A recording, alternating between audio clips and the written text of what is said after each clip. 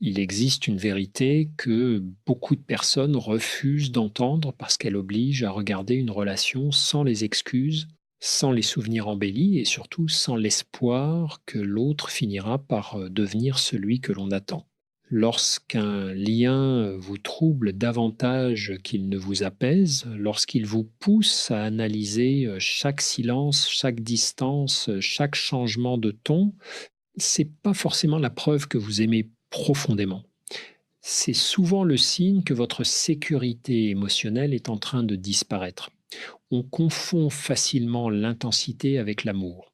Plus une personne est imprévisible, plus elle occupe nos pensées. Quand elle se rapproche, nous ressentons un soulagement immense. Quand elle s'éloigne, tout notre équilibre intérieur s'effondre.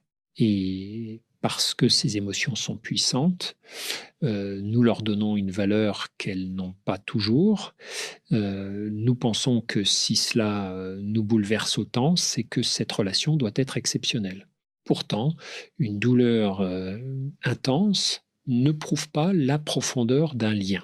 Elle peut simplement révéler la profondeur d'une blessure. Le problème commence lorsque vous ne vivez plus la relation telle qu'elle existe, mais telle que vous espérez qu'elle devienne. Vous ne regardez plus ce que l'autre vous donne réellement. Vous vous accrochez à ces rares gestes de tendresse, à ces promesses, à la personne qu'il était au début ou à celle qu'il pourrait être s'il dépassait ses peurs. Entre-temps, votre quotidien devient une salle d'attente. Vous attendez une réponse, une décision, une preuve, un retour à une proximité qui n'existe déjà plus de manière stable. Et pendant que vous attendez, vous commencez à douter de vous. Vous vous demandez si vous avez trop parlé, trop demandé, trop ressenti. Vous réécrivez vos messages avant de les envoyer. Vous minimisez vos besoins pour ne pas paraître exigeante. Vous acceptez des comportements qui vous auraient autrefois blessé parce que vous avez peur que poser une limite provoque son départ, mais à partir du moment où vous devez vous abandonner pour empêcher quelqu'un de vous abandonner, la relation a déjà commencé à vous coûter trop cher. Une personne peut être sincèrement attachée à vous et pourtant incapable de vous offrir une relation saine. Elle peut ressentir quelque chose sans savoir le construire. Elle peut aimer votre présence sans vouloir assumer ce qu'elle implique. Elle peut revenir lorsqu'elle se sent seule, puis repartir dès que la proximité exige de la constance. Reconnaître cela ne revient pas à la condamner. Cela signifie simplement cesser de confondre ses émotions avec sa capacité à vous aimer correctement. L'amour ne supprime pas toutes les incertitudes. Aucune relation n'est parfaitement calme, aucune personne n'est disponible à chaque instant, mais il existe une différence profonde entre traverser des doutes à deux et vivre seul dans un doute permanent. Dans une relation saine, les difficultés peuvent être nommées, les actes restent globalement cohérents avec les paroles.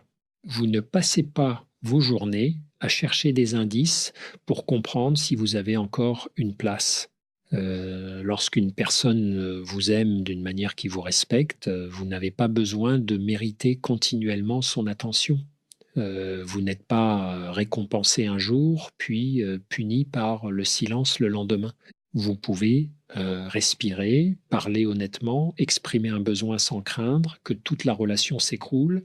Ce calme peut sembler moins spectaculaire que les montagnes russes émotionnelles, surtout lorsque l'on a longtemps associé l'amour au manque. Pourtant, ce calme n'est pas l'absence de passion, c'est la présence de la sécurité. Voilà pourquoi lâcher prise ne signifie pas forcément cesser d'aimer. Cela signifie parfois cesser de participer à une dynamique qui vous détruit. Vous pouvez reconnaître ce que vous ressentez tout en admettant que ce lien ne vous fait plus de bien. Vous pouvez garder de la tendresse pour une personne sans continuer à lui remettre le pouvoir de décider de votre valeur. Et cette distinction est essentielle parce que l'on peut aimer quelqu'un tout en comprenant qu'il n'est pas capable de nous aimer de la manière dont nous avons besoin. Ce qui rend ces relations si difficiles à quitter, c'est pas seulement l'attachement à la personne, c'est aussi l'attachement à la possibilité. Vous ne restez pas uniquement pour ce que vous vivez aujourd'hui. Vous restez pour ce que vous avez entrevu au début, pour les moments où tout semblait simple, pour cette version de l'autre qui vous a donné l'impression d'être enfin comprise, choisie, regardée comme vous en aviez besoin. C'est là que le cerveau devient particulièrement trompeur. Il ne s'attache pas toujours à ce qui est constant. Il peut devenir encore plus dépendant de ce qui arrive de manière imprévisible. Une présence régulière rassure, mais une présence instable crée de l'anticipation. Vous ne savez jamais quand viendra le prochain message, la prochaine marque d'affection, le prochain rapprochement, alors vous restez en alerte. Votre attention se concentre entièrement sur l'autre, comme si chaque petit signe pouvait annoncer le retour de la relation que vous espérez. Ce mécanisme explique pourquoi certaines personnes pensent davantage à quelqu'un qui les traite avec ambiguïté qu'à quelqu'un qui leur offre une affection claire. C'est pas parce que le lien est plus profond, c'est parce que l'incertitude occupe davantage l'esprit. Le manque crée une tension et chaque retour de l'autre soulage temporairement cette tension. Ce soulagement est ensuite confondu avec de l'amour. Pourtant, être soulagé de ne plus souffrir n'est pas la même chose que être heureuse dans une relation. Beaucoup de personnes vivent ce cycle sans le reconnaître. Elles passent de l'angoisse à l'apaisement, puis de l'apaisement à une nouvelle inquiétude. Et l'autre s'éloigne, elle panique, il revient, elle respire, il promet, elle recommence à croire, puis les mêmes comportements réapparaissent. Au bout d'un moment, elles ne savent plus si elles aiment réellement cette personne ou si elles sont devenues dépendantes de la fin momentanée de leur douleur. Dans ce type de relation, il arrive aussi que l'on perde progressivement le contact avec sa propre réalité. On commence à excuser ce que l'on aurait autrefois trouvé inacceptable. On dit qu'il est simplement perdu, qu'il traverse une période difficile, qu'il a peur de s'engager, qu'il a été blessé auparavant. Toutes ces explications peuvent être vraies. Mais une explication ne transforme pas un comportement douloureux en comportement acceptable. Comprendre les blessures de quelqu'un ne vous oblige pas à les subir. Avoir de l'empathie ne signifie pas renoncer à vos limites. Vous pouvez reconnaître que l'autre souffre, qu'il a ses peurs, ses contradictions et son histoire, tout en refusant que cette histoire devienne la prison de la vôtre. C'est même une forme de maturité émotionnelle que de séparer la compassion du sacrifice. Il faut aussi observer ce que cette relation fait naître en vous. Est-ce que vous vous sentez plus libre, plus vivante, plus confiante dans votre capacité à aimer, à être aimée? Ou est-ce que vous devenez plus méfiante, plus anxieuse, plus silencieuse, plus préoccupée par la peur de perdre? Une relation ne se juge pas uniquement à l'intensité des sentiments qu'elle provoque.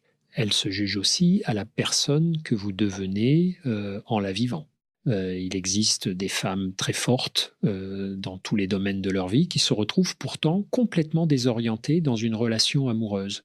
Elles prennent des décisions importantes au travail, elles gèrent des responsabilités, elles soutiennent leur entourage, mais face à un homme émotionnellement imprévisible, elles se mettent à douter de chaque geste. Cela ne signifie pas qu'elles manquent d'intelligence, cela signifie simplement que certaines blessures ne se réveillent que dans l'intimité. L'amour touche des zones anciennes. Il réveille le besoin d'être choisi, reconnu, protégé, parfois même réparé. Si ces besoins ont été fragilisés tôt dans la vie, une relation ambiguë peut réactiver une peur beaucoup plus ancienne que la situation actuelle. Vous ne réagissez alors plus seulement à un message sans réponse. Vous réagissez à tout ce que ce silence représente pour vous. C'est pour cette raison que lâcher prise ne consiste pas seulement euh, à couper le contact ou à cesser d'envoyer des messages. Si l'on ne comprend pas ce qui nous retient, on peut quitter une personne et retrouver exactement la même dynamique avec une autre.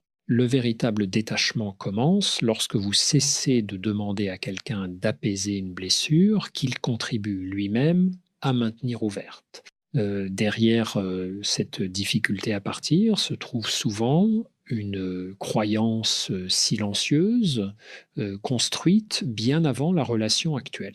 La conviction que l'amour n'est jamais complètement acquis, qu'il faut le mériter, le protéger, le surveiller, parfois même le supplier de rester. Cette croyance ne se formule pas clairement dans l'esprit. Elle apparaît plutôt dans les comportements, dans cette façon de devenir plus attentive dès que l'autre devient distant, de donner davantage au moment précis où l'on reçoit moins. Lorsqu'un enfant grandit auprès d'une figure affective imprévisible, il apprend à associer l'amour à l'incertitude. Certains jours, il reçoit de la chaleur, de l'attention, une présence réelle, et d'autres jours, sans comprendre pourquoi, il rencontre de la froideur, de l'absence ou du silence. Son système émotionnel découvre alors qu'il doit rester vigilant. Il observe les visages, les changements de voix, les gestes minuscules. Il cherche à prévoir l'éloignement avant qu'il ne se produise plus tard. Cette vigilance peut entrer dans les relations amoureuses. Vous devenez particulièrement sensible aux variations de l'autre. Un message plus court suffit à modifier votre humeur. Une soirée moins tendre devient le signe possible d'un désamour. Un silence de quelques heures prend une dimension démesurée. Vous ne réagissez pas seulement à ce qui se passe, vous réagissez à ce que votre histoire vous a appris à redouter. C'est ce que l'on appelle souvent un attachement anxieux. Il ne s'agit pas d'aimer trop fort, comme on le dit parfois avec romantisme. Il s'agit de ne jamais se sentir complètement en sécurité dans le lien. Même lorsque tout semble aller bien, une partie de vous attend déjà le changement. Vous profitez difficilement de la présence parce que vous anticipez l'absence. Vous cherchez des preuves supplémentaires, non par caprice, mais parce que les précédentes ne restent jamais longtemps crédibles à vos yeux. Dans ce fonctionnement, la personne émotionnellement distante exerce une attraction particulière. Elle reproduit une sensation familière. Son ambiguïté réveille l'ancien besoin de réussir, enfin là où vous avez autrefois échoué. Vous vous dites que si cette personne finit par vous choisir pleinement, cela prouvera que vous êtes digne d'être aimé. La relation devient alors beaucoup plus qu'une relation, elle se transforme en tentative de réparation. Mais personne ne peut réparer votre passé en rejouant son scénario. Obtenir l'amour d'une personne indisponible ne guérit pas automatiquement la peur de l'abandon. Bien souvent, cela la renforce parce que toute votre énergie reste organisée autour de la même question. Que dois-je devenir pour que quelqu'un reste ? Cette question est dangereuse car elle vous éloigne progressivement de celle qui devrait vous guider. Cette relation me permet-elle d'être moi-même ? Lorsqu'on cherche uniquement à ne pas être quitté, on cesse parfois de vérifier si l'on souhaite réellement rester. On se concentre tellement sur le désir de l'autre que l'on oublie d'examiner le sien. On cherche à être choisi sans se demander si la personne en face mérite encore d'être choisie. Il arrive alors que vous transformiez vos qualités en outils de survie. Votre patience devient une manière d'endurer l'inacceptable. Votre empathie devient une excuse permanente accordée à l'autre. Votre capacité à comprendre devient une façon de ne jamais regarder franchement les faits. Même votre loyauté peut se retourner contre vous lorsqu'elle vous pousse à rester fidèle à une promesse que l'autre ne respecte plus. Le véritable changement commence lorsque vous cessez de considérer votre sensibilité comme une faiblesse à corriger et que vous apprenez à la protéger. Ressentir profondément n'est pas le problème. Le problème apparaît lorsque vos émotions vous obligent à négocier votre dignité. Vous pouvez être tendre sans être soumise, compréhensive sans être disponible à n'importe quel prix, patiente sans attendre indéfiniment. Il faut parfois regarder une relation avec une question très simple. Si je n'avais pas peur de perdre cette personne, est-ce que j'accepterais encore la manière dont elle me traite? Cette question retire momentanément la peur du raisonnement. Elle permet d'observer non plus ce que vous espérez, mais ce qui existe, et ce qui existe compte davantage que toutes les possibilités imaginées. Lâcher prise commence précisément là, dans cette rencontre honnête avec la réalité. Non pas la réalité d'un soir exceptionnel, d'une déclaration émouvante ou d'un retour passionné, mais celle des comportements répétés. L'amour se révèle moins dans les moments spectaculaires que dans la constance ordinaire, dans la façon dont quelqu'un répond à votre vulnérabilité, respecte vos limites et reste présent lorsque rien ne l'oblige à faire un effort. C'est ici qu'il devient nécessaire de distinguer les paroles des actes. Les mots peuvent rassurer pendant quelques heures, parfois quelques jours. Ils peuvent faire renaître l'espoir au moment exact où vous étiez prête à partir, mais une relation ne se construit pas sur ce que quelqu'un promet lorsqu'il sent qu'il va vous perdre. Elle se construit sur ce qu'il répète lorsqu'il sait que vous êtes encore là. Beaucoup de liens confus fonctionnent de cette manière. L'autre se montre distant pendant plusieurs semaines, puis il revient avec une déclaration forte, une attention inhabituelle ou une promesse de changement, et vous ressentez alors un immense soulagement. Vous pensez que cette fois, quelque chose a enfin été compris. Mais dès que la peur de vous perdre disparaît, les anciens comportements reviennent. Ce n'est plus un accident. C'est un fonctionnement. Il faut apprendre à observer une relation sur la durée, pas seulement dans ses meilleurs moments, ni dans ses pires crises, mais dans son rythme habituel. Est-ce que cette personne vous parle avec respect lorsque tout va bien? Tient-elle ses engagements lorsque aucune dispute ne l'y oblige? Reste-t-elle cohérente après les excuses? Une promesse n'a de valeur que lorsqu'elle devient une habitude. Certaines personnes ne mentent pas consciemment lorsqu'elles disent qu'elles vont changer.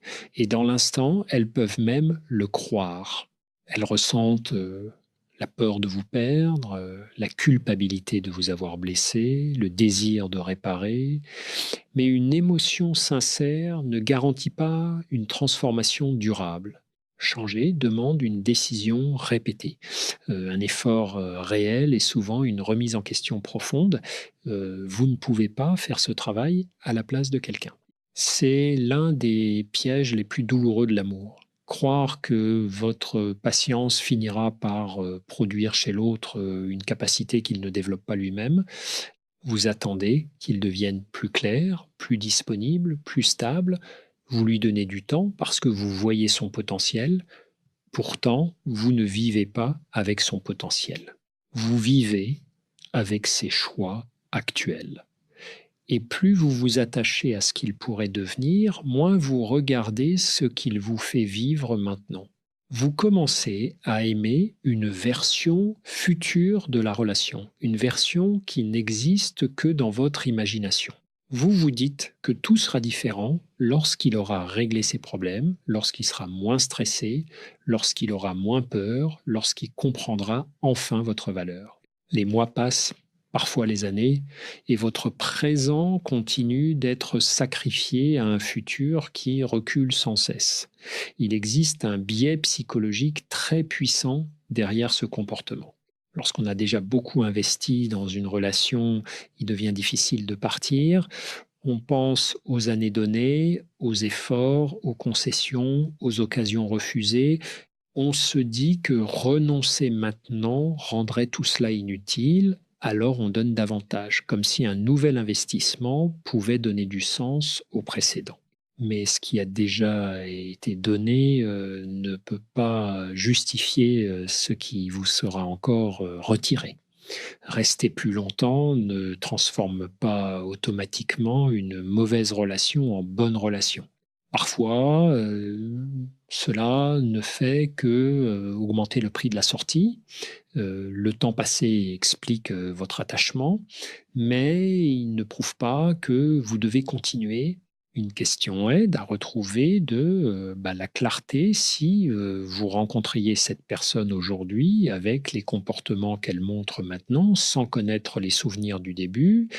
Choisiriez-vous encore cette relation, pas la personne qu'elle promet de devenir, pas celle qu'elle était pendant les premières semaines, celle qui existe aujourd'hui dans les faits?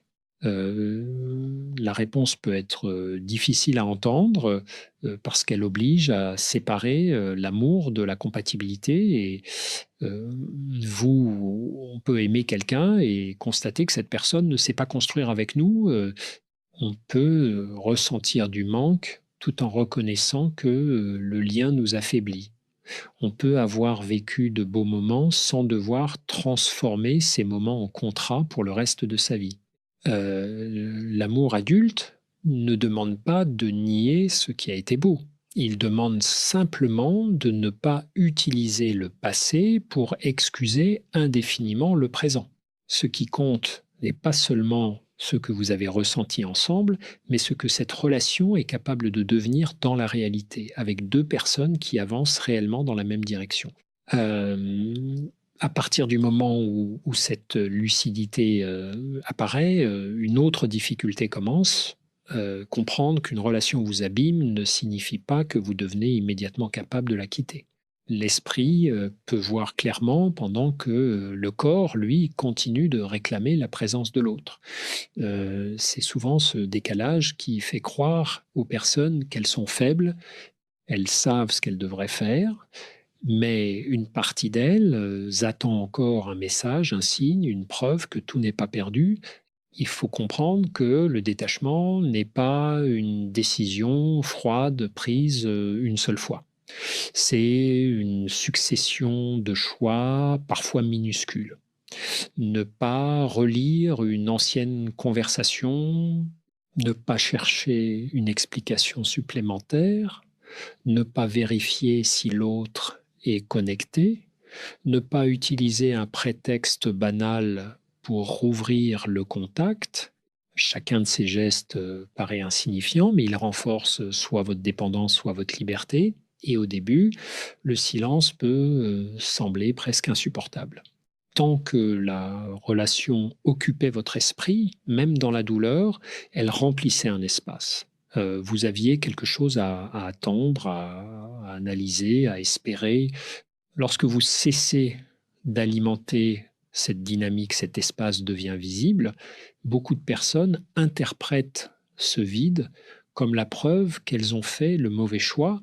En réalité, elles découvrent simplement tout ce que cette relation empêchait d'exister. Ce vide n'est pas seulement l'absence de l'autre. Il contient aussi les habitudes abandonnées, les projets retardés, les amitiés négligées, le corps que l'on n'écoutait plus, les désirs que l'on considérait secondaires. Tant que toute l'énergie était dirigée vers la relation, il était possible de ne pas regarder ce qui manquait ailleurs. Le détachement oblige donc à rencontrer sa propre vie telle qu'elle est, et cette rencontre peut être inconfortable, mais elle est essentielle. Euh, Lâcher prise ne consiste pas uniquement à retirer quelqu'un de votre quotidien. Il s'agit de remettre quelque chose à la place. Si vous ne reconstruisez rien, l'absence devient une tentation permanente. Vous risquez de retourner vers la relation non parce qu'elle vous convient, mais simplement parce qu'elle vous est familière. Et c'est ici que la différence entre solitude et abandon devient importante. Être seul signifie qu'aucune personne n'est présente à cet instant. Se sentir abandonné signifie que cette absence réveille l'idée que vous ne comptez pas. Ce sont deux expériences très différentes. La première peut devenir un espace de repos, de création et de retour à soi. La seconde vous pousse à chercher rapidement quelqu'un pour ne plus ressentir la blessure. Apprendre à être seul ne veut pas dire renoncer à l'amour. Cela veut dire ne plus accepter n'importe quelle présence pour éviter votre propre compagnie. Une personne qui sait habiter sa vie ne devient pas inaccessible, elle devient plus libre dans ses choix, elle ne reste pas parce qu'elle a peur du vide, elle reste parce que la relation ajoute réellement quelque chose à une existence qui tient déjà debout. Ce changement modifie profondément la manière d'aimer. Vous cessez de considérer chaque éloignement comme une catastrophe. Vous observez davantage, vous demandez moins de promesses et vous regardez plus attentivement les comportements. Vous ne vous précipitez plus pour réparer immédiatement chaque tension, parce que vous comprenez qu'un lien solide peut supporter une conversation honnête, une limite, un désaccord. Certaines personnes réagiront mal à cette nouvelle posture. Lorsqu'elles étaient habituées à votre disponibilité constante, à vos excuses rapides, à votre peur de les perdre, votre calme peut leur sembler étrange. Elles peuvent devenir plus insistantes, plus affectueuses ou au contraire plus froides. Ce changement ne prouve pas forcément qu'elles vous aiment davantage. Il montre parfois seulement qu'elles sentent que l'équilibre ancien leur échappe. C'est pour cette raison qu'il faut éviter de transformer le retrait en stratégie. Si vous prenez de la distance uniquement pour provoquer une réaction, vous restez dépendante de cette réaction. Vous ne vous êtes pas réellement retiré, vous avez simplement changé de méthode pour obtenir la même validation. Le vrai détachement commence lorsque vous acceptez que l'autre puisse ne pas revenir. Cette acceptation est douloureuse, mais elle rend votre décision propre. Vous ne partez plus pour être poursuivi. Vous partez parce que rester vous oblige à devenir une version de vous-même que vous ne voulez plus être, et lorsque ce choix devient intérieur, quelque chose se calme. La douleur ne disparaît pas immédiatement, mais elle cesse progressivement de diriger chacun de vos gestes. Il reste pourtant une étape que beaucoup essaient d'éviter lorsqu'ils décident de lâcher prise. Le deuil, on voudrait comprendre, couper le contact, reprendre sa vie et ne plus rien ressentir. Mais une relation ne disparaît pas simplement parce que l'on a reconnu qu'elle nous faisait du mal. Ce qui a été espéré, imaginé et projeté doit aussi être traversé. Vous ne pleurez pas seulement la personne. Vous pleurez les conversations que vous pensiez encore avoir, les voyages qui n'auront pas lieu, la version de vous-même qui croyait que cette histoire finirait autrement. Vous pleurez parfois un avenir qui n'a jamais existé en dehors de votre esprit, mais cela ne rend pas la douleur moins réelle. Le cerveau ne distingue pas toujours clairement ce qui a été vécu de ce qui a été longuement imaginé. C'est pour cette raison que certaines séparations semblent disproportionnées par rapport à la durée réelle de la relation. In uni, quelques mois peuvent contenir des années de projection. Lorsque l'autre était ambigu, vous avez peu être rempli les espaces vides avec vos propres espoirs. Vous avez construit intérieurement une histoire plus stable, plus profonde et plus prometteuse que celle qui se déroulait concrètement. Lorsque tout s'effondre, c'est aussi cette construction intérieure qui disparaît. Faire son deuil ne signifie pas idéaliser ce qui s'est passé. Il ne s'agit pas non plus de transformer la souffrance en preuve que cette personne était unique. Cela consiste à reconnaître honnêtement ce que vous avez perdu, y compris les illusions auxquelles vous teniez. Une illusion peut être douloureuse à abandonner, surtout lorsqu'elle vous aidait à supporter une réalité décevante. Beaucoup de personnes retardent ce deuil en maintenant une porte entr'ouverte. Elles disent qu'elles ont accepté, mais continuent de surveiller un éventuel retour. Elles conservent les messages, imaginent une conversation future, interprètent chaque apparition de l'autre comme un signe. Cette attente donne l'impression que l'histoire n'est pas complètement terminée, mais elle empêche aussi la blessure de commencer réellement à se refermer. Il arrive que l'autre revienne, bien sûr. Certaines personnes remarquent votre absence uniquement lorsqu'elles ne bénéficient plus de votre attention. Elles peuvent envoyer un message tendre, évoquer des souvenirs, reconnaître certains torts. Ce retour provoque facilement une confusion, car il ressemble à la preuve que votre retrait a fonctionné. Pourtant, revenir n'est pas changer. Ressentir le manque n'est pas devenir capable d'aimer avec constance. La seule question importante n'est donc pas de savoir s'il revient, mais ce qu'il apporte de différent lorsqu'il revient.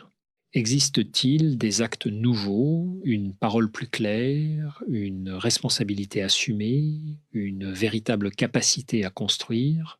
Ou retrouve-t-on simplement la même relation, accompagnée de quelques mots plus beaux parce que la perte est devenue momentanément inconfortable? Une seconde chance n'a de sens que si elle ne demande pas de retourner au même endroit. Sinon, ce n'est pas une nouvelle histoire. C'est la reprise d'un cycle interrompu. L'espoir peut alors devenir dangereux parce qu'il vous fait considérer chaque retour comme une transformation alors qu'il ne s'agit parfois que d'un besoin passager de réassurance chez l'autre. Traverser le deuil, c'est accepter de ne plus négocier avec les faits, c'est laisser la tristesse exister sans la convertir immédiatement en action, et vous pouvez ressentir le manque sans envoyer de message. Vous pouvez vous souvenir d'un moment tendre sans conclure que vous devez revenir. Vous pouvez aimer ce qui a existé tout en refusant de continuer à vivre ce qui vous détruisait. Peu à peu, la douleur change de nature. Elle cesse d'être une urgence qui exige une réponse de l'autre.